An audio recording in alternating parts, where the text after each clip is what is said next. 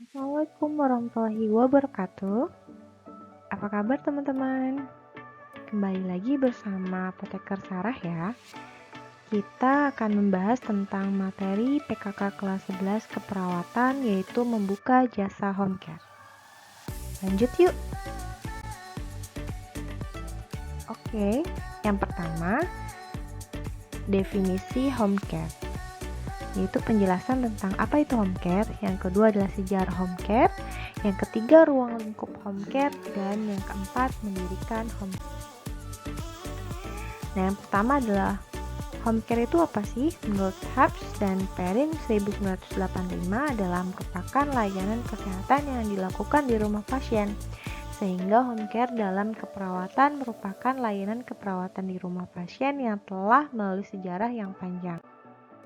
Tujuannya adalah membantu klien meningkatkan kualitas hidup, meningkatkan efektivitas perawatan pada klien, menguatkan fungsi keluarga, dan mengurangi biaya perjalanan sehingga menjadi lebih hemat ya. Nah, manfaat bagi keluarga yaitu biaya kesehatan yang lebih terkendali, mempererat ikatan keluarga, merasa lebih nyaman, dan kualitas hidup klien lebih meningkat. Karena klien merasa ada di rumah gitu kan, dibandingkan dengan di rumah sakit atau klinik, jadi lebih nyaman di rumah. Nah, tapi bagi perawat ada juga nih manfaatnya. Yang pertama adalah variasi lingkungan kerja yang berbeda ya. Yang kedua, dapat mengenali lingkungan dan klien dengan baik, sehingga mendapatkan pengalaman kerja yang intensif. Yang keempat adalah dapat memberikan perawatan dan edukasi pada klien dan keluarganya. Nah, di Amerika sendiri, home care itu terorganisasikan dimulai sejak tahun 1880-an. Karena pada saat itu banyak sekali penderita penyakit infeksi dengan angka kematian yang tinggi. Ya, sehingga di Amerika sendiri itu sudah memberikan asuhan keperawatan di rumah pada keluarga yang miskin. Sedangkan public health nurse, yaitu perawat publik ya, itu berupaya untuk mempromosikan dan melakukan prevensi untuk melindungi kesehatan masyarakat di rumah sesuai dengan kebutuhan pasien. Nah, di Indonesia sendiri itu ada namanya Rumah Sakit Budi Kemuliaan Jakarta.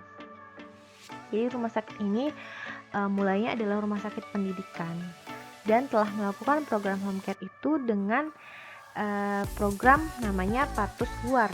Dalam layanan Partus Luar itu sendiri, bidan dan siswa bidan Rumah Sakit Budi Kemuliaan itu melakukan pertolongan persalinan normal di rumah pasien, kemudian diikuti dengan perawatan nifas dan neonatal oleh siswa bidan senior sampai tali pusat bayi itu puput atau lepas gitu. Nah, dan sebagai tindak lanjutnya itu harus membuat laporan tertulis kepada rumah sakit tentang kondisi ibu dan bayinya serta tindakan apa saja yang telah dilakukan. Nah, kondisi ini terhenti seiring dengan perubahan kebijakan Departemen Kesehatan yang memisahkan organisasi pendidikan dengan pelayanan.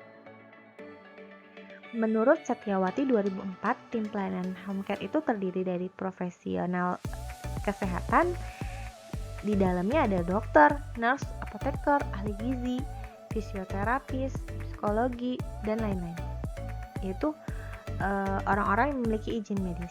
Sedangkan profesional non-kesehatan seperti rohaniawan, terapis terlatih, itu mereka tidak memiliki izin medis, tapi mereka tuh memiliki pengalaman atau jam terbang tinggi gitu ya dalam menangani kasus-kasus pasien di rumah.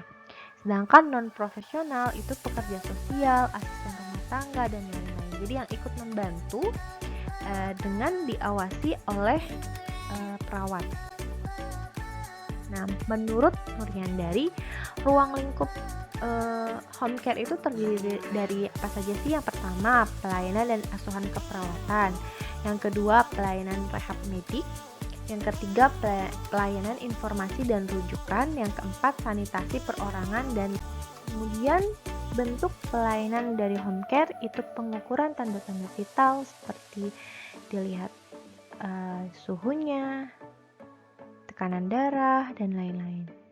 Dan adanya tindakan atau intervensi seperti penyuntikan, pemasangan alat bantu, terus pengambilan preparat lab seperti sampel darah gitu ya.